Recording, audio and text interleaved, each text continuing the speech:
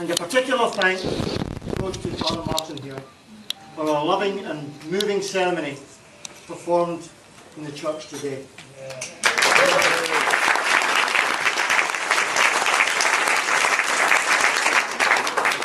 And Father Martin came, he doesn't like being called Father. Martin came a long way to do that service today. He flew in from Buenos Aires in Argentina. Although he is based in Montevideo in Uruguay. And although he has come a long way, many others have come a long way today to be here.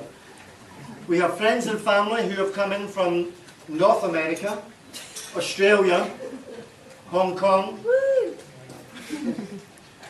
Kuwait, Switzerland, the south of Ireland, and from all parts of the United Kingdom, from Shetland down to Land's End. But the people who have travelled the furthest to be here today are my in-laws from Northern Ireland. Because believe me, they are from a different planet.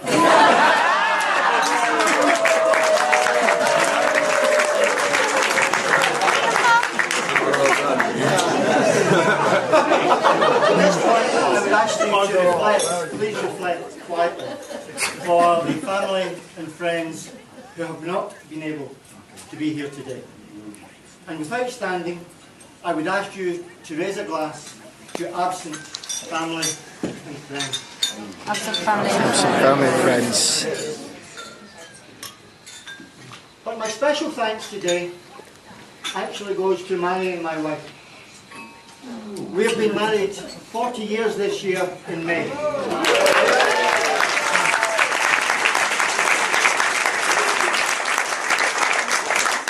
Actually on the 24th of May, all those years ago, but more of that later. But it's been 40 years of marriage and 25 years of happiness.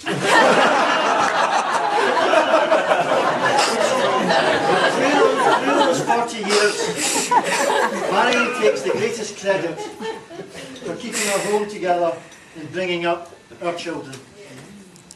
And I have to thank Marion.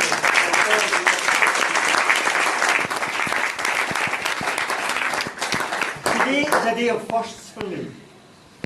It's the first time that I've had the privilege and pleasure of speaking at one of my children's weddings. And it's also the first time, and I hope my father is looking down not too closely, because it's a terrible thing for a Scotsman to say, but it's the first time ever that I have given anything away.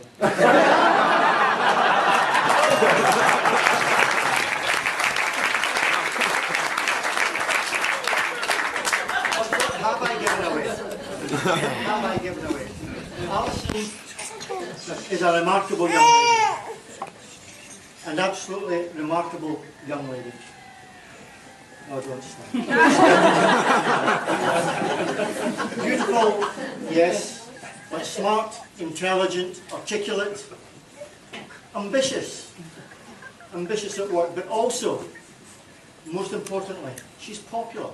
She's popular with her family, she's popular with her friends, and she's popular with her work colleagues. And she's successful. A successful businesswoman in her own right.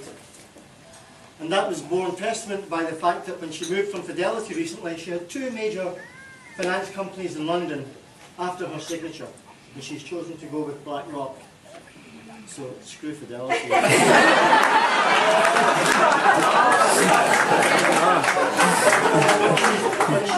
she's loving, she's caring, and she's fiercely, fiercely loyal. God help anyone who disrespects her family and her values. And it's those qualities that she will take forward into this marriage. Loving, caring, and loyal. Some people, people say you never judge a book by its cover. And it's annoyed me over the years when I've met with people who have just met Alison, and they immediately look at Alison and they say, oh, blonde, bimbo. Well, more fool them. You underestimate this young lady at your peril. She has been a loving daughter to Marion and I. She's been a loving sister to Michael and Andrew. And I think I speak on behalf of everyone when I say that neither Marion nor I nor the boys would wish for anyone better than Alison as a daughter or a sister.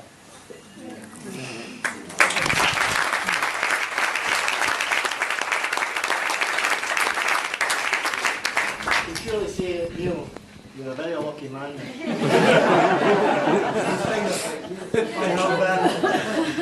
I've spoken about Alison's good points basically there, but there's one that I've forgotten to talk about, and that's for decision making and choice in life. As we all know, life is all about decision making. Life is all about choices, and I can categorically say that up until now, Alison's decision making.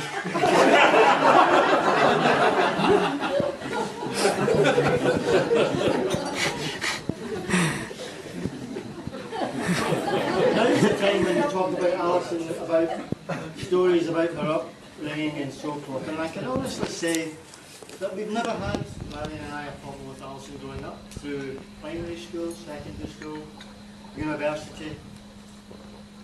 We've never had many problems. Or through what they would call the wild teenage years. Yes, she's strong-minded. Yes, she's strong-willed. Yes, she's bloody independent. Yes, she doesn't suffer fools gladly, and I don't know where she gets any of those things. And the other trait that she has, and pay attention, Neil, she's a big spender. I know where she gets that trait from.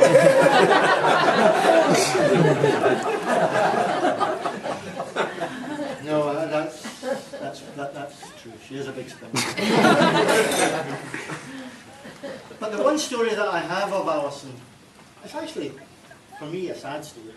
It's when she was a toddler, this young little girl, and she developed a viral infection, which is not very prevalent today, so some of the youngsters today wouldn't know about it, but it was a virus called hand, foot and mouth, and it makes you come out in, it's a skin infection, and you come out and your face, particularly Alison's face, bright red. I mean, I can't tell you, crimson red, with big white patches around the eyes, big white patches around her mouth, and it was just heartbreaking to see her like that. Really, really heartbreaking. If you can imagine, she had the face of a circus clown. You know those big, the big white lips. And who would have thought all these years later she would be marrying Neil? And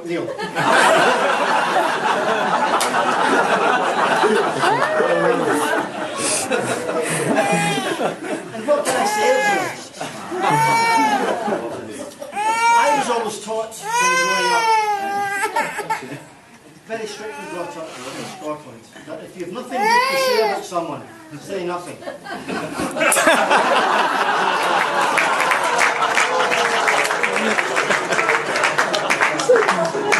But that's not fair. Neil is a lovely young man. He's a gentle young man. And I know for a fact that he loves and cherishes Alison greatly. And Marion and I were particularly impressed that he came to us and asked for Alison's hand in marriage before he asked Alison. And we thought that was an extremely gentlemanly thing to do.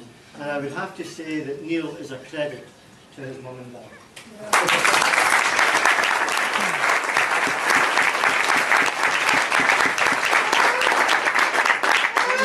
Neil is a very committed young man.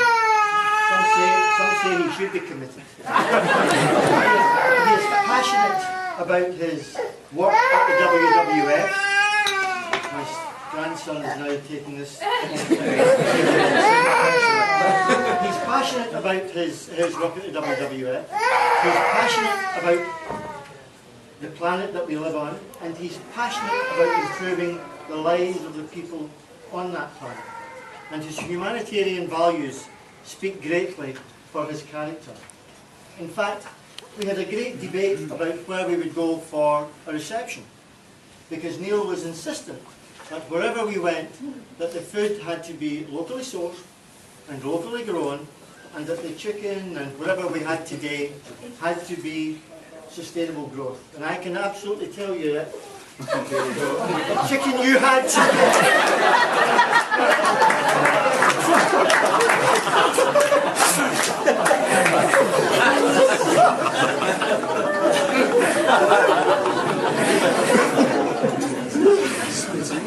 But I spoke about Alison's decision making in life. And I just thought for a minute that we might look at Neil's decision making. Neil's at great pains to tell me that the family were originally Scottish. And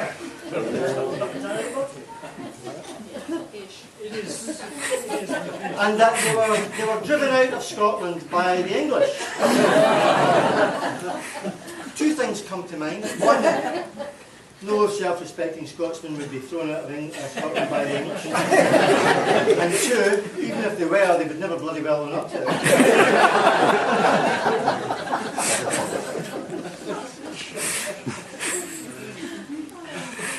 Decision making. The family were kicked out of Scotland, I think it was for sheep worrying. I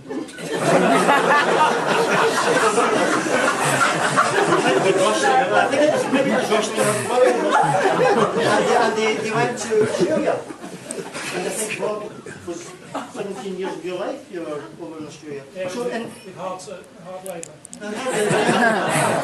But to me that gives Neil the fact that he had a choice. England, Australia, English, Australian. He chose to be English. Someone has to. And in his sporting prowess, he supports, a big supporter of rugby. And he supports Australia, England, England. Well done the Irish for the Six Nations. And well done New Zealand for the latest series. And then he chose cricket, Australia, England. Well, let's choose England. Oh, and so that was a really good series in Australia over Christmas. And Sri Lanka did really well last week. And then he chose football. I'm not going to go into this one. Then he chose football, local football. He chose Norwich. Welcome to the Championship. For local cricket, he chose Surrey. Welcome to the second division. See, there's a... But today, at last, he made the right decision.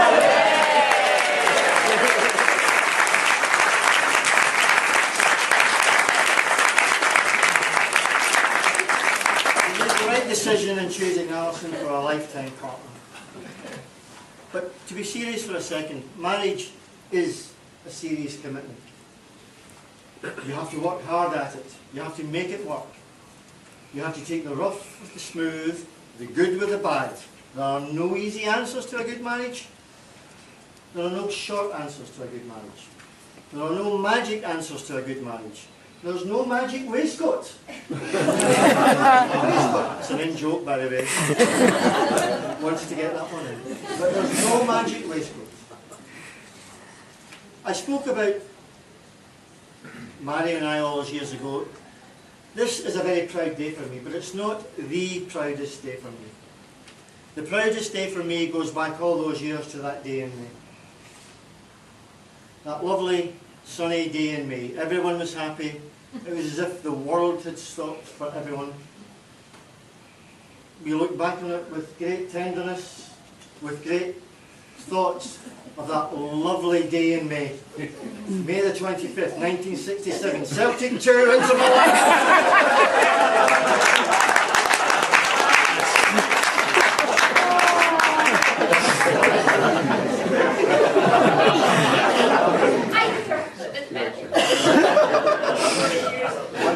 But no. Now Alison changes from being Alison Boyle to Alison Dunn. She does not want to be known as Ali G.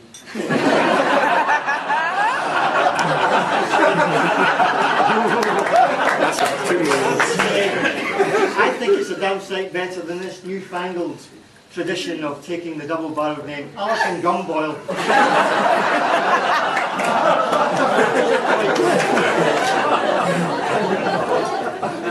And thank God, I'm doing Kate and young Tommy, so hopefully in future years Thomas is out for a name, because I just couldn't quite see us running around the streets when we're visiting our relations in Northern Ireland shouting, Tommy Gunn!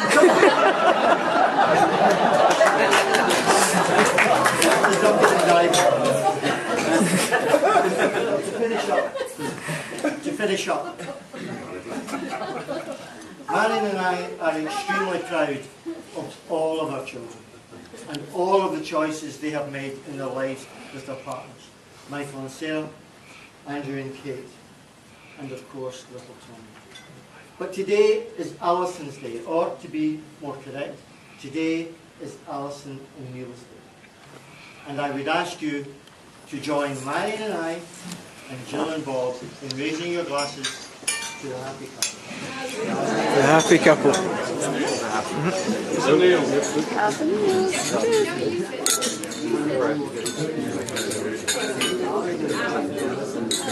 One more toast while you're on your feet. There's one more toast. And I was reminded of it last night. Here's to those who wish us well. All the rest can go to hell.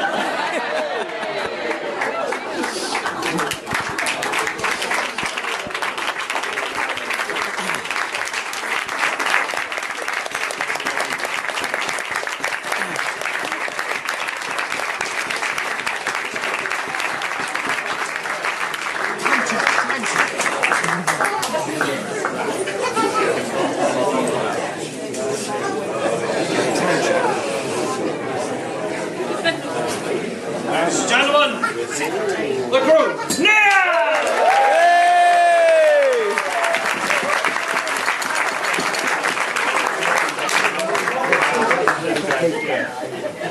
Right, where am I going to start? It can't be anywhere else other than Ted, right?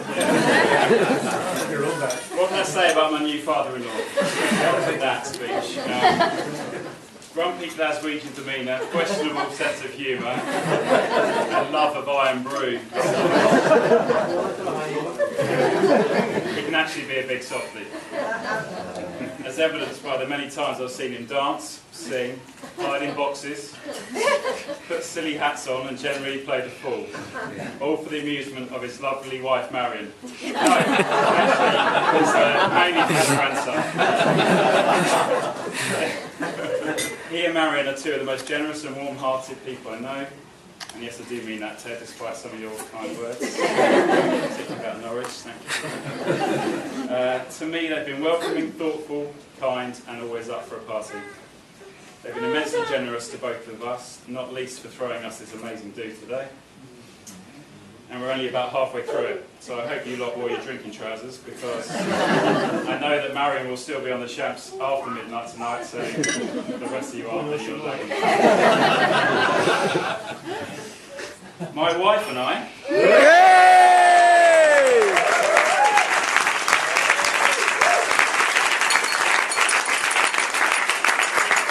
I wanted to especially thank both of them for all of this, but despite Ted's soft side, I think we'll just give the little gift of flowers we have back here for Matt.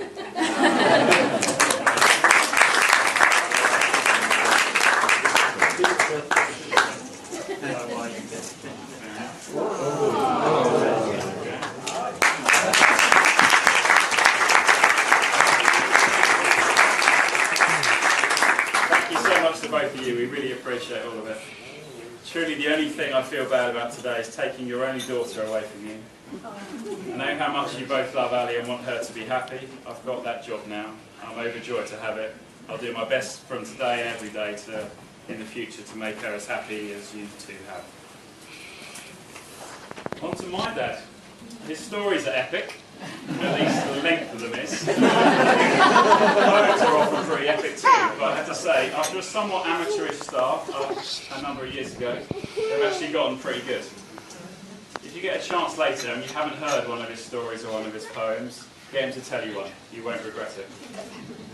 Many people, myself included, think they're quite good at empathy, at thinking of others, putting themselves in other people's shoes, seeing things from other people's points of view, and then acting truly in their best interests. Dad wrote the book on it. If he ever thinks of himself first, it's rare, as the many people who call him friends around here will testify. And he makes a great team with my mum. She's loving and thoughtful and kind and intelligent too, and combines that with a real sense of justice and the bravery to do the right thing.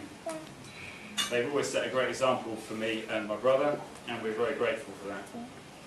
If I do half as good a job of marriage, bringing up kids and generally being awesome as they have, I'll be a very happy man. And I know I've made a good job making Ali a very happy girl as well.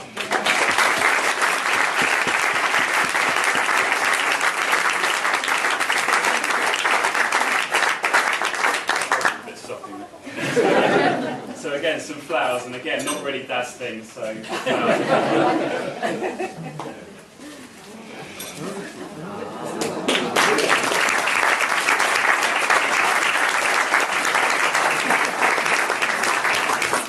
Thanks both of you for all your contributions, financially and more importantly for the love and the support.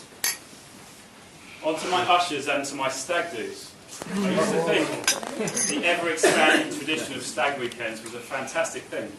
A chance to get away with your mates, have a few lagers and a few laughs, and generally act like teenagers again. And that's exactly what they are like. Just ask Stag King Andy or Stag Archduke Brian over the back there. I found out the hard way there's one exception to that rule. Your own stag do. Especially when you have the idiot idea of dragging everyone all the way out to Istanbul, where the local firewater is called raki, which tastes like pond water with paint stripper in, and where the locals are not that impressed with some pasty white guy who gets dressed up in hot pants by his mates and gets paraded down the main street with thousands of football fans coming to the other way. Thanks a lot for that, boys.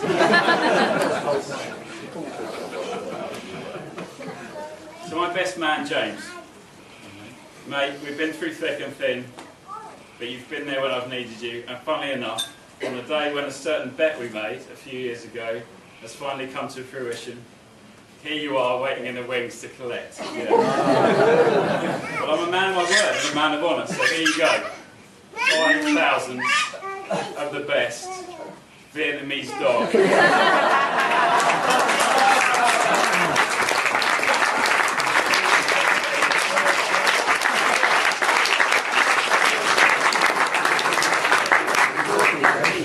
You have a moment to guess what the exchange rate might be and work out what you're going to do with your newfound wealth. Bruce just said about 14p. I know you had both our best interests at heart when you made that bet, but what can I say? I found the one, and a bet's a bet, so the money's yours, mate. On to my brother Bruce. I still call him my little brother, even though he's a grown man, and he's been through more in life and love already than I have, and he really ain't that little, actually. And talking of not being little, he's about to head off on another big adventure to Ho Chi Minh in Vietnam to be a teacher at an international school with his very lovely girlfriend Lucy. We're all seriously going to miss you guys, and we're so impressed with your bravery and your sense of adventure, and the fact you've already given us an open invite to come and visit you in one of the most exciting cities in the world. And Bruce not only read at church today, but he's going to get up and say a few words for me in a minute. So I really appreciate that, Bill. Thank you, mate.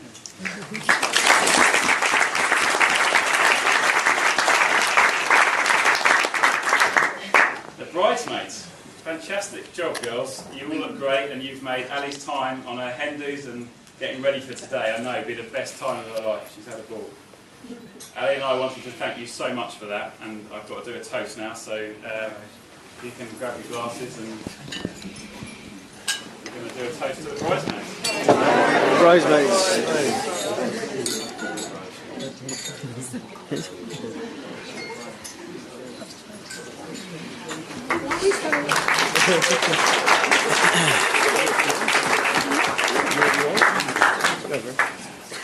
And to Mike and Andy, great job in church today, boys, for the readings. Thanks and thanks from me for being so welcoming to me, and for making the prospect of dating the boss's daughter slightly less daunting than fidelity, with how much you included me as being one of your mates. I really appreciate that, boys. Thanks. Little Tommy, is he still here? Or is he? Okay, yeah. He did a great job in the church today, charming all the girls, keeping the boys on their toes. We do have a little thank you present for him back here, but I'm going to hand it. Okay, good. So thanks for being page boy and church clown. You're welcome.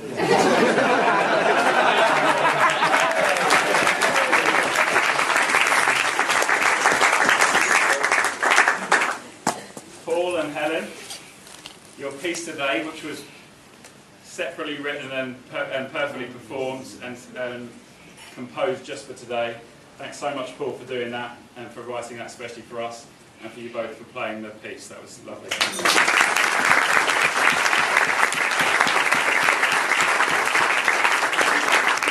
Father Martin, I know you said don't thank you, but I'm going to have to break the rules, I'm afraid. Quite a journey all the way from Uruguay to marry us today. It's made it so special that you're able to do that for us, and we really appreciate particularly the emphasis you put on us and our friends and family and enjoying them in the day. So thank you very much for that.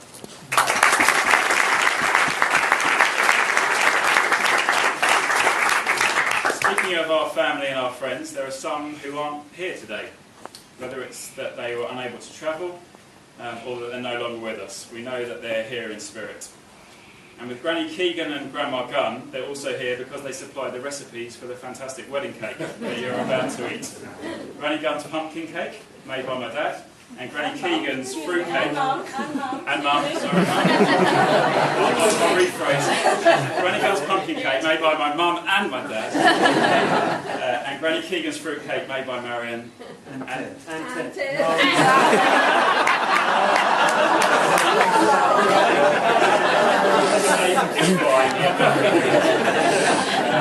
yeah, the pièce de résistance for this fantastic meal you've just eaten, so enjoy some of that later.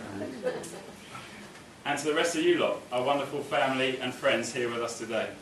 As Father Martin said earlier, you're in this marriage together with us now, and we wouldn't have it any other way. We're so grateful to all of you for coming and celebrating with us. And those of you who've come from the other side of the world, those of you who've come from the other side of the UK, those of you who come from the other side of Gatwick, and even those of you who've been here for about 4 days making the most of West Sussex hospitality.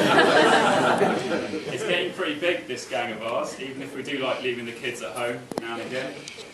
You can thank us later for the no children policy. And we're very happy and lucky to be part of this gang, and we might even join in with all this kids and family stuff in a while.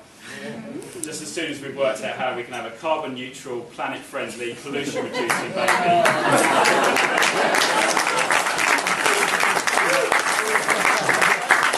Really, who likes a nice lie-in in the morning?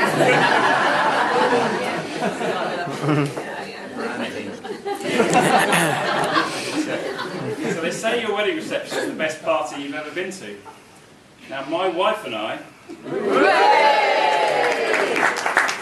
we've been to some pretty freaking good parties. I don't remember past midnight at about 5 of your weddings, so don't let us down tonight, guys. I'm very happy to say that another good friend of ours, Anthony Strong, is here today and he's going to play for us tonight. You may have got a sneak preview of him tickling the ivories earlier on. He's done so well actually that he's on his 3rd album now, I think, Anthony? Yeah. And we had to actually speak to his manager and wait for his tour schedule for 2014 to come out before we knew that he could actually come and play for us tonight. He was playing a gig in France yesterday, and he's off to Denmark or somewhere, I think, next week. So don't miss that, whatever the hell you do. I feel like I'm forgetting somebody. Yeah, so my beautiful bride, Ali. We've been together for 7 years today. Genius on my part for picking the day for the wedding so I don't have to remember another anniversary. And I worried about a clash with an England quarter-final for about 3 seconds. Mum's probably a little bit more miffed to be missing the ladies' final at Wimbledon, but she'll probably cope. I think she can even work the Sky Plus recorder these days.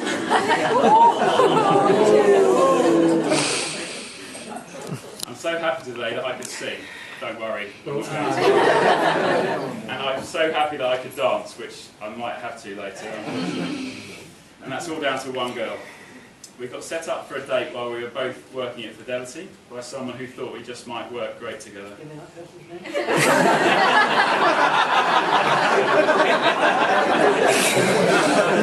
how right she was. Sometimes that scares me, with how confident and capable and down downright determined she is. She makes big decisions like leaving Fidelity after about 2 months. And she's brave, like learning to scuba dive so she could spend more holiday time with me and see why I kept banging on about all the amazing undersea creatures down there, despite a bit of a fear of creepy crawlies and slimy things and sharks. As well as working really hard, she goes out of her way for her family and friends, and she's the person that everyone wants at their party. She's fun, friendly, and fabulous in Bedminster.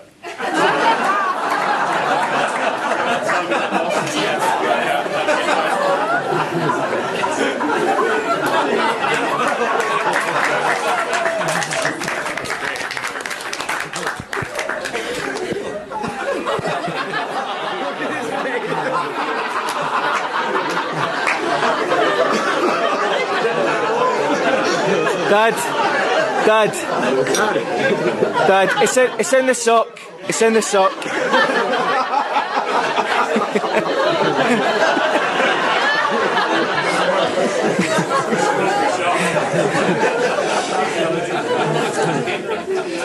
there's another Ali too. She's the one who curls up on the sofa after a hard day's work and fights the cats for use of my lap as a pillow. And that's the Ali the rest of you don't get to see. But it's spending that time with her that makes it all worthwhile for me.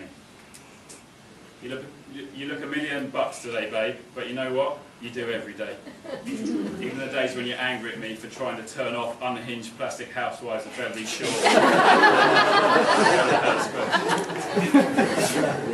So all I have to do is promise to be true and stick by you for the rest of our lives.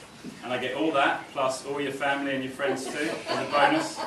That sounds like the best deal I ever heard of.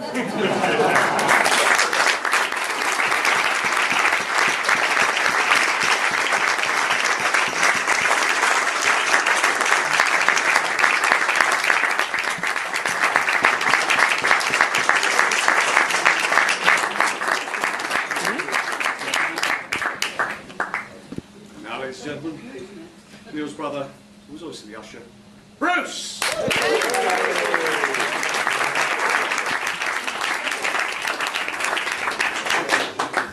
Neil, I don't know if you noticed, but Neil's got a swanky laptop to read from, but I work in a school and we have a graphics department. I've gone old school. Firstly, I would like to thank both Neil and Ali for giving me the opportunity to say a few words today on behalf of the sharp-suited groomsmen and the beautiful bridesmaids. I know Neil fairly well by now. And I'm leaving the country in a month. So am I really embarrassed the poor chap who's got to come a long way to find me? As many of you will know, Neil's an avid follower of cricket. For those Americans in the audience, it's a little bit like baseball, but with a bit more decorum.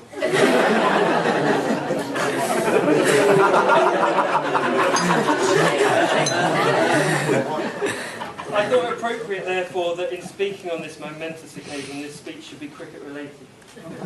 So in true English cricketing tradition, you can expect this to last for 4 or 5 days, involve polite but not exuberant applause, and end in inevitable crushing disappointment.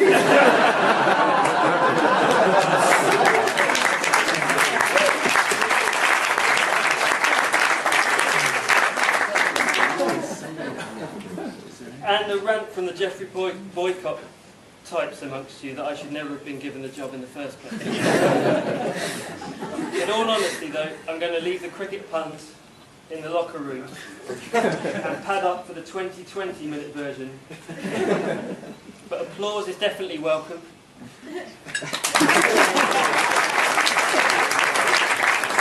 And beer snakes are actively encouraged. That Neil has taken so long to ask Ali to marry him left many thinking he might be balmy. Armies, suitors have no doubt tried to bowl Ali over, but it was my brother who managed best. And Neil's a man who has always demanded the best. The best bedroom was always his growing up. Playing the best at tennis is a must, and if not achieved, swiftly followed by his best racket flying across the court at great speed. I have shared with Neil experience in the best of upbringings, from the best of parents, who have demonstrated to both of us that being the best of friends gives you the best opportunity of building the best relationship. And Neil and Ali, as you can all see, could have no better example of that than their parents here today.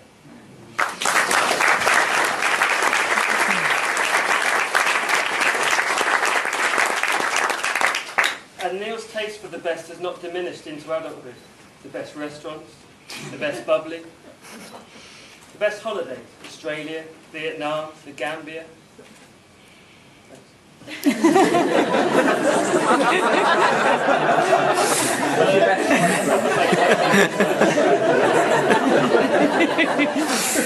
And Neil's penchant for a good tour led us stag goers to the Gateway of Asia, Istanbul, superbly organised by James, then via London to Leeds. But much as I would like to indulge you all in our exploits on said stag do, what happens on tour stays on tour. So not a dicky bird from me on that.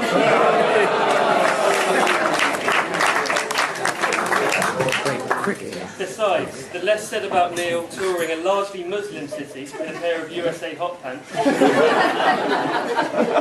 Brian the racist? Don't worry, your secret's safe with me.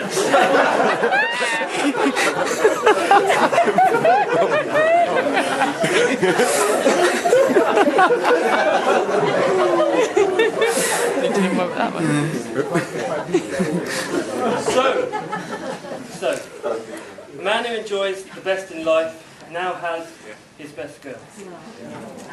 As many of you will know, Neil and Ali met working at Fidelity Investments. I remember when Neil first mentioned meeting a girl from work and thinking this can come with certain drawbacks.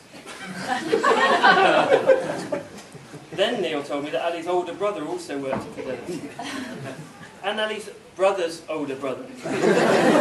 Oh, and her dad.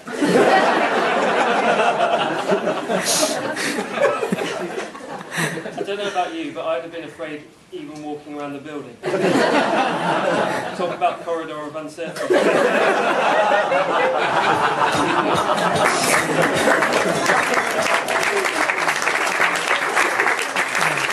No cricket.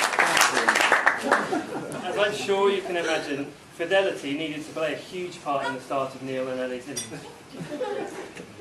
So what does one do when encircled by 3 boreal lions?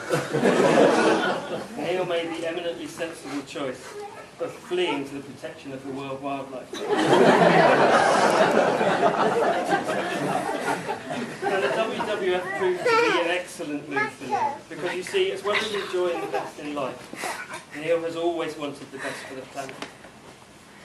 Whether it be helping with the conservation of the seahorse population in the Philippines, parting with his convertible BMW, or buying a bike. Note there I said buying, not riding. It's the thought that counts, absolutely. And whoever's riding the hoy now, I hope they're basking in the glory of their ever-decreasing carbon footprint.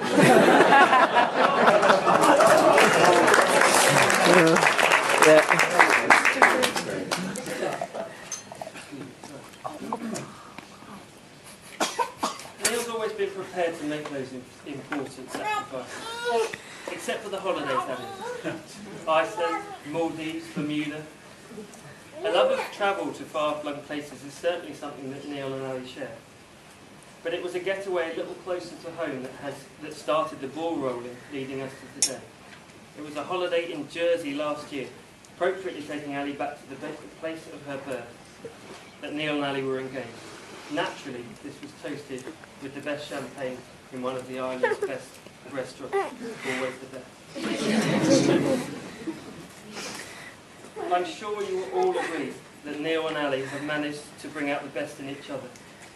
And I echo Ted's words earlier of how they work together. Thoughtfulness, family values, generosity, warmth, a sense of adventure. They are hugely supportive of one another, whilst encouraging one another's independence. The best team, however, is more than a list of positive traits.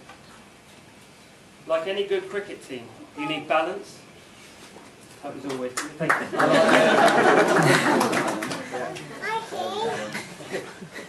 You need clear communication. You need to celebrate each other's milestones. And you need support when you edge the first ball to the wicketkeeper for a duck. Whatever life bowls at you. Thank you. I feel the same. Whatever life bowls at you, you need to know your partner is backing up, although not too much. And you should really wear white. No need for an umpire referral on who's hit us for 6 on that front.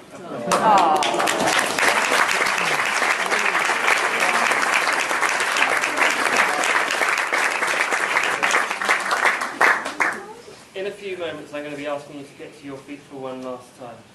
But first some punchlines that were overruled by the third umpire. Thank you, sweetheart. These might have been pushing the boundaries a little too far.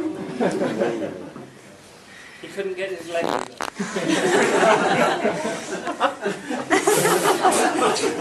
The batsman's holding, the bowler's willing. Perhaps they should consider trying the Duckworth Lewis method. She's got a tidy doosra, but you should see his googling. Fine leg.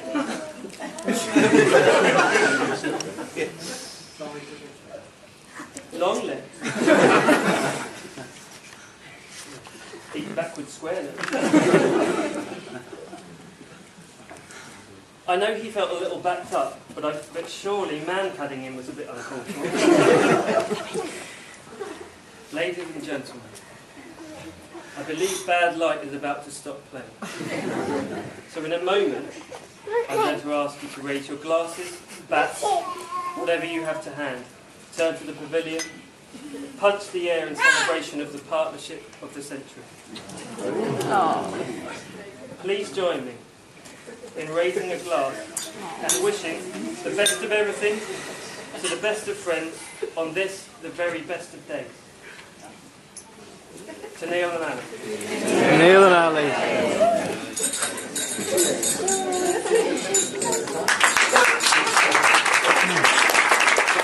Sit down. Sit down.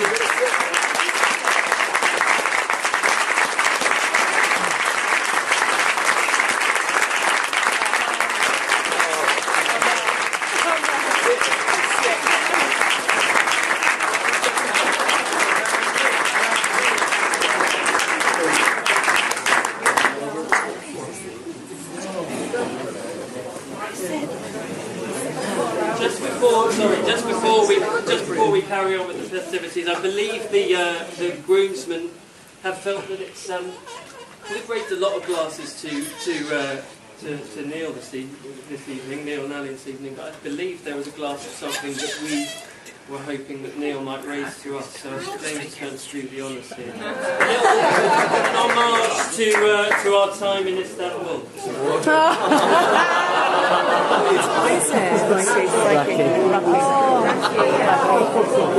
Oh, just got to do that shot.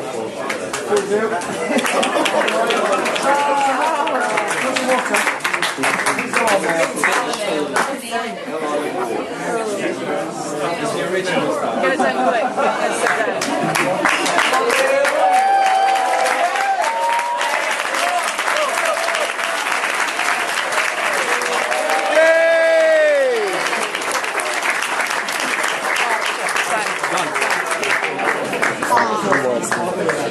Done.